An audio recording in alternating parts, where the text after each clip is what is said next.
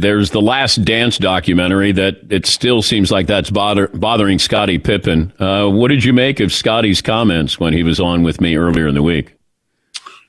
I'm disappointed in Scottie because he's burning every bridge. I know he has a book coming out. Listen, Scottie was a very good player. I've always liked Scottie, too. I've always liked him. I've never had a disagreement or an argument with him, but he's taking shots at me. And I'm just laughing because I'm like, yo, man, you do know we're like 60 years old. We don't have beefs anymore. We're like 60. What we accomplished was 30 years ago. It's not important or significant. It was great in the day, but now it's irrelevant. So I was disappointed he's taking shots at Michael, Phil Jackson, and myself. But I understand he's got a book coming out. And I just think it's silly and stupid, to be honest with you. Listen, hey, we know you got a book coming out. Stop trying to make, take shots at big fish. He's big game hunting. You come out to myself. You come out to Mike. You come out to Phil Jackson. Hey, we know you got a book coming out. But it really just makes you look stupid and silly in the long run, to be honest with you. Yeah. Stuff you haven't said in 30 years. Then I've been retired for 20 years. Can you imagine that? And so that stuff happened like 25, 30 years ago. And to come out now saying all these things because you have a book coming out, and I guess he has an alcohol coming out, and and unfortunately we're in the business, so every jackass gonna have you on. If you're gonna say something bad about Michael Jordan or Charles Barkley or Phil Jackson, you're gonna be on every TV show, and that's the thing. I just feel sadness for him more than anything. I didn't think there was strategy behind him, what he said about Phil Jackson. I think he's been carrying those 1.8 seconds when he sat down in that playoff game against the Knicks. And the Last Dance documentary just sort of gave a whole new generation of, hey, this is what happened to Mike, and this is what happened to Scottie. And I think he probably, it's like, I'm going to give you my episode of The Last Dance. Well, for me, Dan, I have to take the good and the bad when people talk about Charles Barkley. I don't get to sugarcoat like everything I've did stupid in my life, the spitting incident, the DUI. People get to bring that up. I don't get to talk about how great I was at basketball without saying when people say, okay, yeah, but he did some stupid things. And that's just the way it works. Like, I got a DUI. I spit back in my day. Like, I have to take the good with the bad. And, when Michael, when he did the documentary, he had to say some things that Scottie did wrong. And Scottie was a very good basketball player, but he did some things, not having surgery, not going back in the game. When you talk about your life, my life, your life, Todd's life, every little nerd you got working for you, you don't get to say, hey, this is all the good I did. When you do things that are not good, you have to talk about those also. There's some things I'm not proud of I've done in my life, but you have to talk about those things. And it sucks when people bring them up. I'm not going to lie. It sucks when people bring them up, but hey, I've done more good than bad. We had Chris Webber on yesterday. We were talking about Jamal Mashburn telling a story about the Dream Team when the college guys were scrimmaging against you guys. And Rodney Rogers upset Bird by kind of calling him out. And Mash was telling the story, and then C. Webb was backing it up, saying Bird just, Magic fed Bird like 8 or 9 times straight and just ate his lunch. What do you remember about that moment? Larry Bird is one of my favorite people in the world. I always tell people, playing against Bird, McHale, and Parrish, the greatest front line ever. I always laugh about Larry because Larry's like, Chuck, I need to talk to you. In the middle of a game, Larry, Dan, he's like, I said, what's going on, Larry? He's LB. He says, y'all being disrespectful to me. I'm like, what do you mean? He says, y'all got a white guy trying to guard me. That's disrespectful. I'm like, and it caught me off guard. I'm like, what do you mean? He's like, No, there's not a white guy on the planet can guard me. Y'all got a white guy. I think it was Bob Thornton at the time. Bob Thornton, one of my favorite teammates. He's like, "Hey man, listen, y'all being disrespectful. Don't ever put a white guy on me." And I've only had Michael Jordan and Larry Bird are the only two guys. Michael says to me in the finals, like, "Chuck, you're being disrespectful." I mean, like.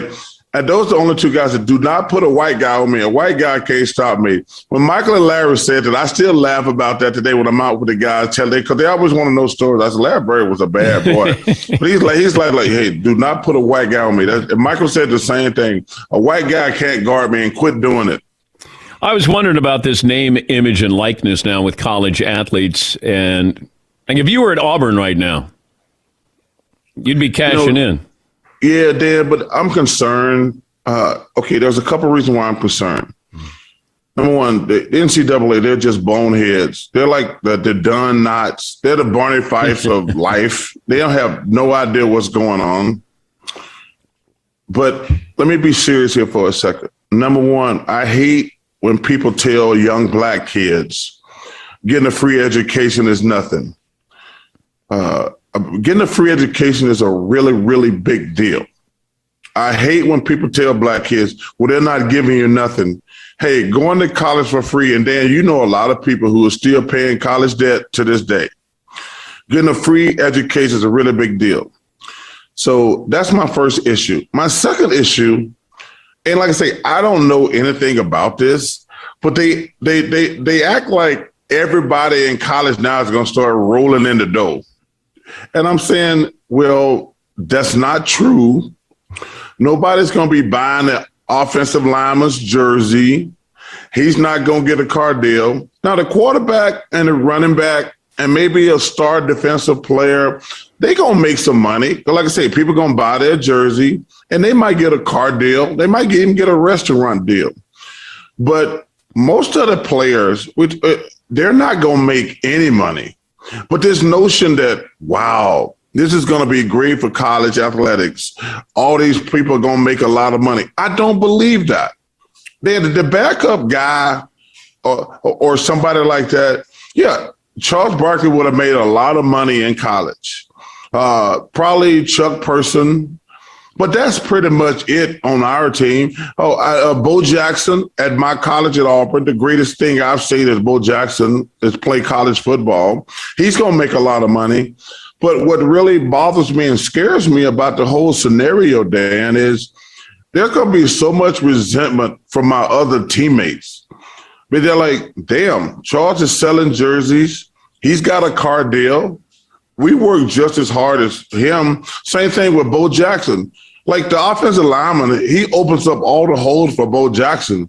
If Bo Jackson is making all this money and the offensive lineman who actually do all the work, they're not making a dime, I think there's going to be great resentment and jealousy on these teams. Yeah, I think that's a great point. By the way, you're part of the Capital One's The Match there with Tom Brady and Bryson DeChambeau, Aaron Rodgers, and Phil Mickelson. You're an analyst on the course? Yeah, I have no idea what TNT is going to have me doing. I'm going to be doing something. But let me just tell you something. I'm just disgusted by Phil Mickelson. I cannot believe that he want to play with this mother instead of me. Oh, that's exactly right, Dan. You heard me. Wow. Me and Phil were the defending champs. Yeah. But I can't believe he gonna stick with this mother. I can't say what Tom said, but I can't believe he want to stick with this mother instead of me. Wow. We are the defending champs. But what has Tom Brady did in the last year to make him more important and significant than me? How would you do straight up against Brady in a match? Oh, hey, overrated. He's overrated. Flash in the pan. I don't know if he's ever going to be successful at anything. You know, I think Tom is the greatest. First of all, he's a really nice person. I think he's the greatest athlete, arguably, ever. I do. I truly believe that. I mean, he's clearly the greatest football player ever, but I think he's in the conversation with Ali, Michael Jordan, Wayne Gretzky. Those are the greatest ever that's just my personal opinion, but he might be the greatest ever. And he's a really nice guy, but I like to bash him because he got a great sense of humor. But Tom, I don't think Tom can beat me in golf. I really don't. Not right now. He can't. Are you going to corner Aaron Rodgers and ask him what the hell's going on here with the Packers so we can finally get an answer out of him? Oh, I'm gonna give him something. I'm gonna give him something about that because number one, if I had $1 for every time I heard about Aaron Rodgers and the Packers this summer, I'd have more money than you, Dan. I'm sick of it. I'm sick of it. The 4-letter network talks about it every single day. Yes, they do. And there's a reason we call them the 4-letter network, Dan. That's just between me and you. I'm really sick. I'm really sick of the Aaron Rodgers. The NFL. And football and boxing are my two favorite sports. But the NFL, man, they hog the spotlight every single day, man. Yeah. Nobody, I'm so sick of talking about football every day. It's not even football season, and we still talk about it every single day. It drives me crazy. Good luck to your Phoenix Suns there. I'm really excited. It's great for the city. I'm really happy for Chris Paul. I'm really happy for him because, I'm one of the few people who actually know what he's going through. When you've been a great player your whole career and your team is not good enough to get to the finals, it's a tough burden to bear. And he got to the finals, and now I hope he can win it. Because, hey, Dan, I'm on the shit list. I'm on that list where, people say he never won anything. So I always root for guys to get off the shit list, and I'm pulling for Chris Paul. Good to talk to you as always. You look great, and have fun there at the match there in Montana. I can't wait. I've never been to Montana. I can't wait to get there. I'm looking. They say it's beautiful. I can't wait to get there. So it's going to be fun. Hey, Dan, I always appreciate you, man.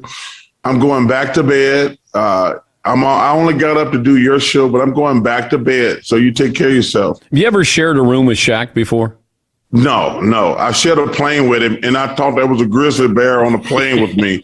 This dude snores. Hey, Dan, I did. We've flown. I think we've flown 3 times together, and he fall asleep. I said, damn, we got a grizzly bear on the damn plane. He's the loudest snoring person in the history of civilization, Dan. It's unbelievable. Well, plus he's one of the largest men in the history of civilization, too. He is one of the largest people, but I'm telling you something. When he starts snoring, man, I'm telling you, it's crazy how loud it is. You got to tape it next time. You should play it on the air on TNT. Next time he nods off, just record it.